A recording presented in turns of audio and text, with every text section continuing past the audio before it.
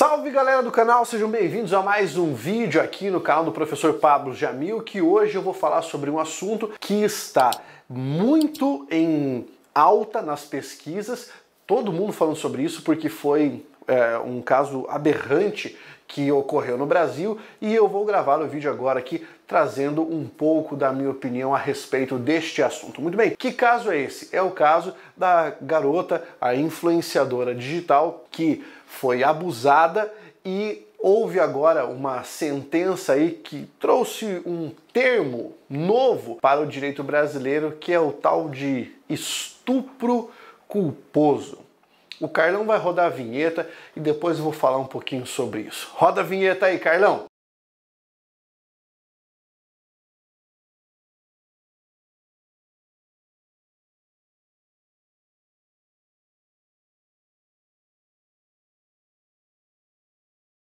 Muito bem, algo que está me incomodando bastante nesse caso é o seguinte: em quase todos os jornais em que eu li algo a respeito, nós temos o nome da menina que é influencer. E aí traz o caso dela e falam muitas vezes o nome da garota e poucas vezes falam o nome do cidadão que ali está como o acusado. O nome dele, que eu vou ler aqui para você, André de Camargo Aranha, que é o acusado de estuprar a menina, cujo nome eu não vou dizer, porque eu vou fazer exatamente o contrário do que os veículos de comunicação estão fazendo. Eles estão expondo o nome da garota e não o nome do acusado. Ela não é a acusada. Nesse caso, ela é a vítima. O que é que acontece para que nós tenhamos, em quase todos os veículos de mídia, em primeiro lugar, o nome da vítima e não o nome do acusado? Existe, é claro, a ideia de que nós temos aí uma tentativa de acobertar ou esconder o nome do rapaz, que aparentemente é uma pessoa, rica, um homem branco. E nós sabemos que no Brasil, dificilmente a justiça funciona para essas pessoas. Homens brancos, o homem branco, hétero, rico, dificilmente a mão da justiça recai sobre essas pessoas. Geralmente essa mão apenas dá tapinha nas costas. E por que essa notícia do estupro culposo está chocando tantas pessoas? Porque no direito brasileiro essa terminologia não existe, ou não existia, até o juiz assinar essa sentença aí em que ele condena o rapaz por um estupro culposo. Vou explicar o que significa esse termo culposo. Eu não sou professor de direito penal, mas numa breve pesquisa você consegue saber que a ideia desse tal de estupro culposo seria como se ele não tivesse a intenção de cometer o ilícito, ou seja, como se ele tivesse abusado da garota sem ter essa intenção. Cara, é algo muito curioso. Será que ele foi tomado por um espírito maligno nesse momento?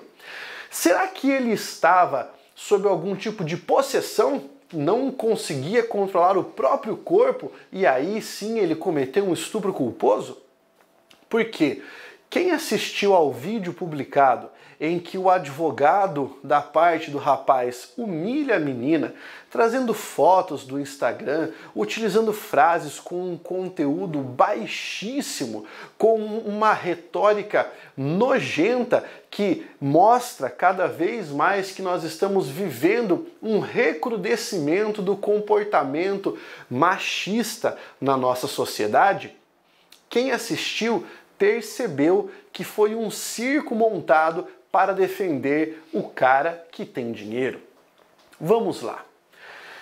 Ainda que houvesse qualquer situação que você pudesse jogar para justificar, isso é injustificável. Quando uma mulher diz não, significa não. Se uma mulher não tem condições de dizer não, porque está sob efeito de uma substância entorpecente, sob efeito de álcool, sob o efeito, sei lá, da sonolência, se ela não consegue dizer não e a pessoa se aproveita disso, isso é estupro. Perceba, não existe maneira de justificar um ato como esse. Vamos pensar um pouco mais sobre essas questões.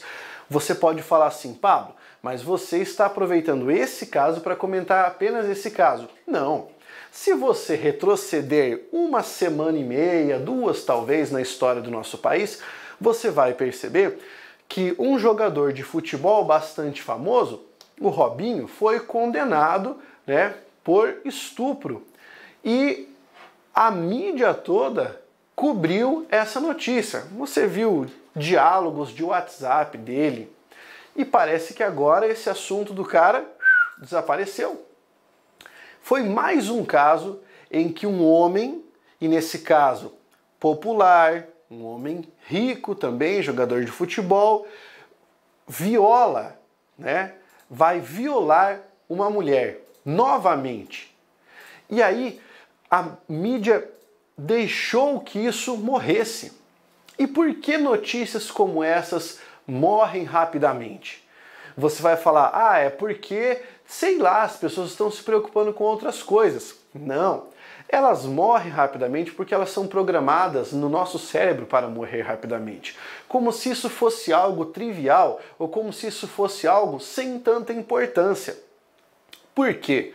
Porque nós estamos falando de uma injustiça que ocorre contra as mulheres. E esse histórico daquilo que se chama cultura do estupro é algo muito forte na sociedade, não só na sociedade ocidental.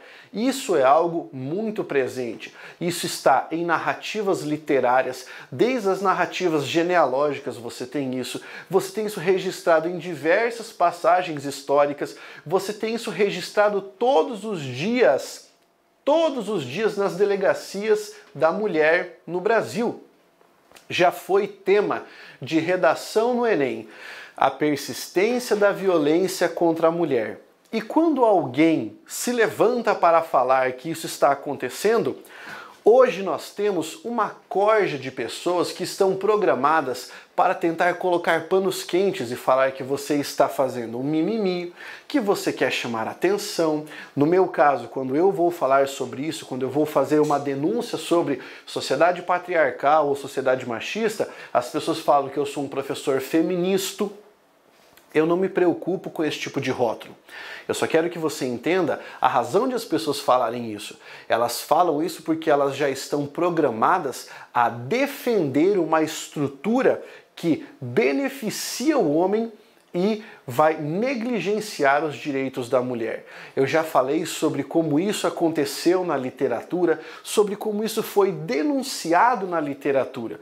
E parece que mesmo com tantas denúncias, com tantos casos concretos, as pessoas ainda fecham os olhos para isso.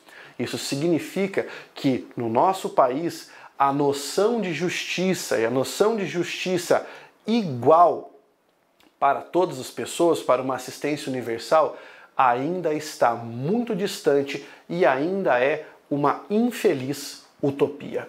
Bem, essa é a minha opinião de hoje. Deixa o seu comentário aí, compartilhe o vídeo, faça sua inscrição no canal e até o nosso próximo vídeo. Um grande abraço, força guerreiro!